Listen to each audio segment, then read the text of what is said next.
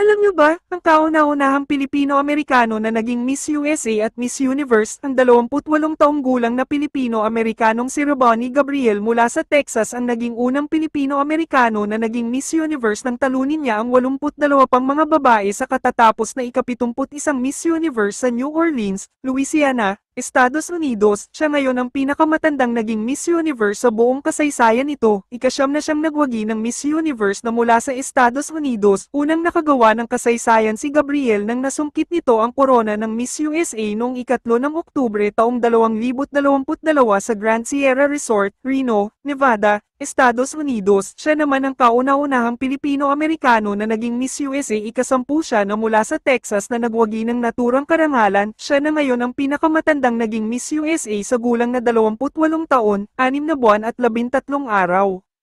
Si Gabriel, na isang sustainable fashion designer ay sinuot